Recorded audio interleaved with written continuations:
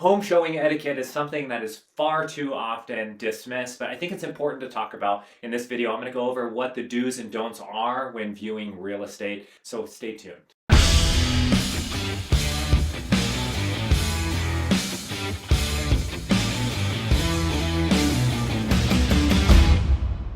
Viewing homes, there are typically three different options. There are vacant homes, there are owner-occupied homes, and then there are tenant-occupied homes.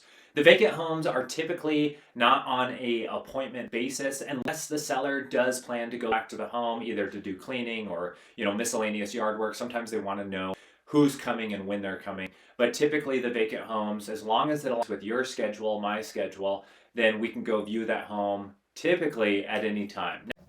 Now, with that said, the downside of that are other people are going to be wanting to view that home as well. So sometimes when you get to the home, there could be another showing that is going on at that time and place as well. So just something to keep in mind. The second one is owner occupied. Now, when an owner is occupying a home, typically they're going to take off 10 to 15 minutes prior to the showing requested time. But with that in mind, the sellers do a ton of work in order to get the home show ready. Not to mention, if you have kids or if the owner has kids, it's a tough go. We're picking up toys and vacuuming and making sure that the home looks at its best. So please do be considerate of that, especially if you plan or if your plans change, to ensure that the seller isn't wasting their time getting the home show ready, because it could be very stressful.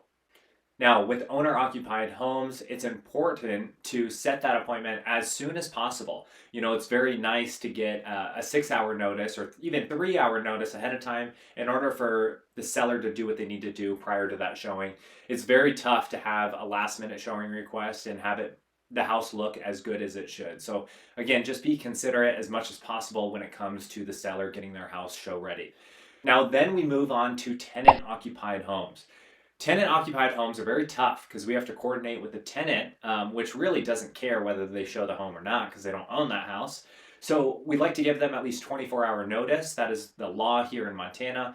It could be different elsewhere. Sometimes they require 48, 72-hour notice, which is a little excessive. But again, this is kind of the give and take when it comes to tenant-occupied homes. So you got vacant homes, owner-occupied homes, and tenant-occupied homes. Now, there's a couple things that you should know when you get into the house. Normally, it's always advised to take your shoes off or use some sort of booties is what they call them, or shoe coverings.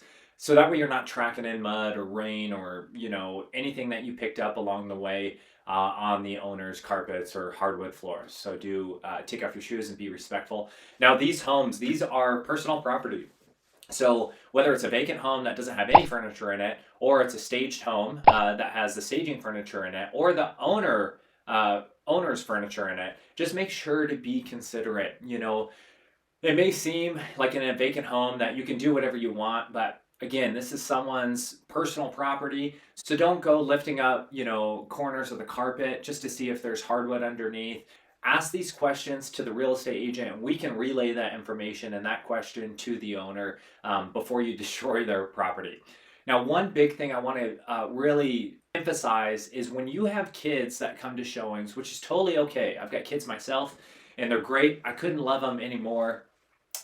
But when it comes to other people's property, make sure that you're watching your kids. It's very easy to kind of get distracted by the house and start looking around. But these kids, they have a mind of their own as well. So try not to let them jump on the couches or jump on the beds. It's incredibly difficult to have a 5-year-old not grab some of the toys out of the bedroom. And I get it. It happens all the time. Just be respectful in the best way possible. Return the toys to where the kid had picked them up.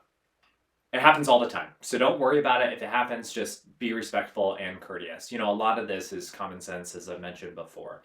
Now, when it comes to opening up doors and drawers, you're going to be buying this house. So this is a very important time for you to really take a good look at the house. So doors are totally okay to open, but when it comes to personal property like dressers or armoires, keep those closed.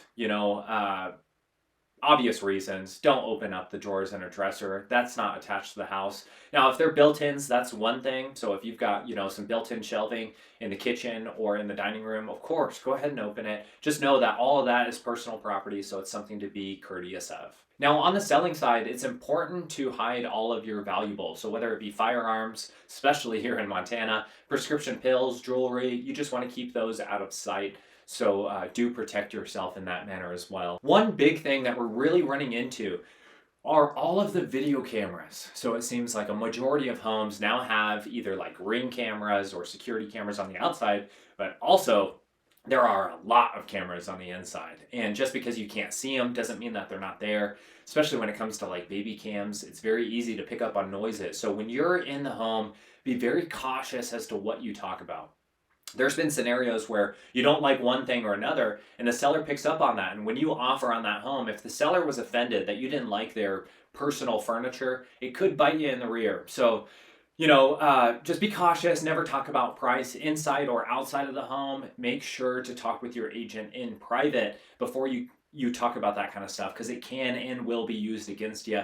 Even though the sellers aren't technically allowed to use that information against you, it happens, unfortunately. And no matter how much counsel that we can give buyers or sellers, just keep in mind that anyone could be listening and watching you at any given point. So that's probably the biggest tip in this whole thing, is just be cautious. Now, when it comes to personal furniture, anything that you can't live without, let's just say you're the seller and you've got this painting that was done by your 15-year-old and you absolutely love it. Well, there's a good chance that maybe the potential buyer loves it as well and can't let that go. So if you have any personal furniture or personal artwork or a one-off stool or dining table that you just can't give up, just take it out of the house before it becomes a distraction. I've seen a couple scenarios where the buyers ask for certain items, personal items that are within the house, on the buy-sell agreement, and that terminated the sale because the seller wasn't willing to part ways with it. Sounds silly, but it happens all the time. Now, feedback is very important when it comes to home showing etiquette. It's very important for us as agents to relay candid information and candid feedback back to the seller. So I try my best in order to extract that information. That way I could pass it on to the seller. It's just a common courtesy that we all do in coordination with each other, or try to do, in order to get the home sold. So whether or not we like the house, it's important for us to give feedback to the other agent so that they can accomplish their goals as well. This isn't a one-way street. Again, us as realtors cooperate with one another. So if there's any candid feedback that you have, we don't want to sugarcoat anything, but if there's anything that the seller can change in order to make it more attractive, I would love to pass that info along. Thank you so much for watching this. I hope you found that valuable. If you have any questions, don't hesitate to reach out. Jason Lettinger, broker with the Real Estate Hub.